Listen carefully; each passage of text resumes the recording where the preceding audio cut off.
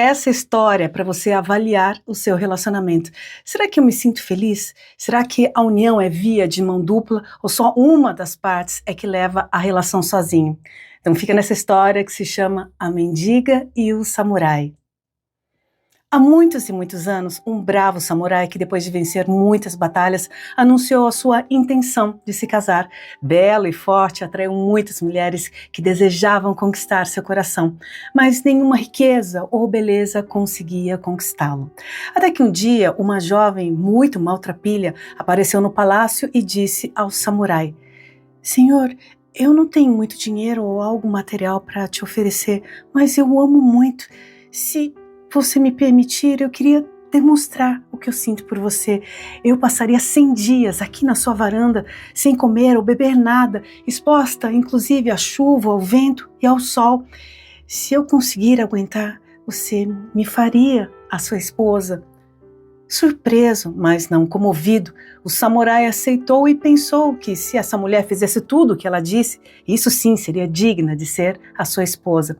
E começou então o seu sacrifício. Suportou bravamente as piores tempestades, sentiu frio, sentiu fome e quando tinha passado um mês, chegou a pensar em abandonar porque não estava aguentando, mas respirava fundo e aguentando e se concentrava para não desistir. Vez e outra, o samurai olhava pela janela e acenava como que de forma a encorajar aquela mulher a não desistir. 3 meses se passaram e ela resistia bravamente a tudo, mas estava muito fraca, debilitada e perdendo todas as suas forças. E a única coisa que ela via às vezes, era o aceno do samurai pela janela. E mais alguns dias se passaram, até que o 90º dia chegou e todos do reino se preparavam para o grande casamento. Porém, nesse dia, faltando apenas um único dia para completar o desafio que havia se proposto, a moça olhou triste para o samurai e saiu de casa. Ao chegar em casa, seu pai perguntou o porquê de ter desistido no último dia. Pai, eu permaneci por 99 dias e 23 horas na sua varanda, suportando toda a sorte de infortúnios. Tomei chuva, queimei no sol, senti frio, senti fome. Eu sei que foi uma escolha minha tudo isso, mas esse homem foi incapaz de me liberar desse sacrifício.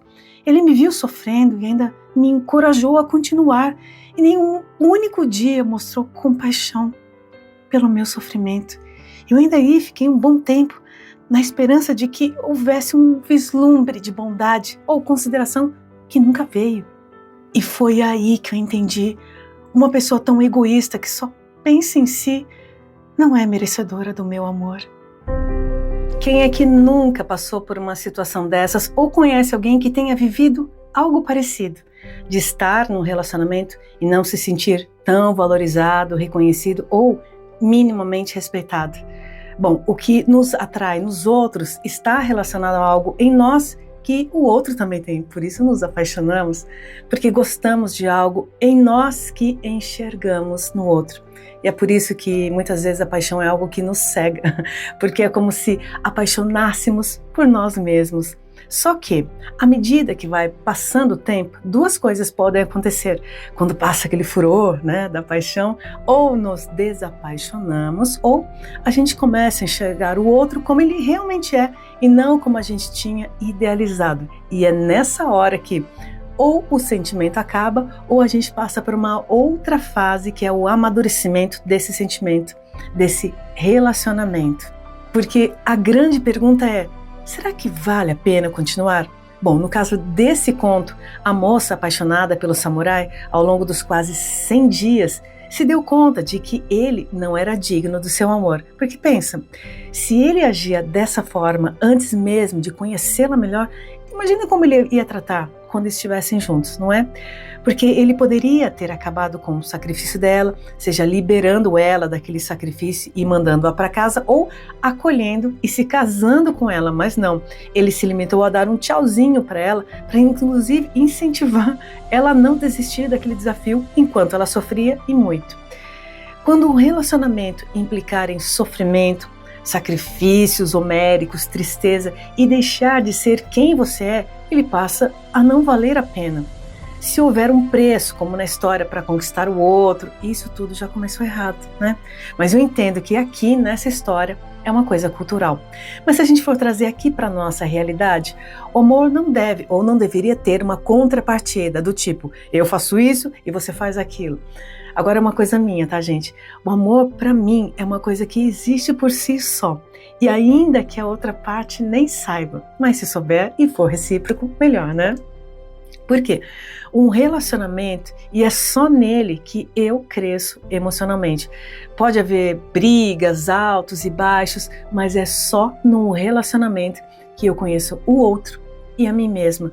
Mas se esse relacionamento, por algum motivo, não for o mesmo de antes, lá do início, e você sente que está numa balança emocional mais ferindo do que te preenchendo, quando um investimento só vem de uma das partes, porque só o outro quer recebo, ou até a relação começou bem, mas uma das partes, não sei, por algum motivo, parou no tempo.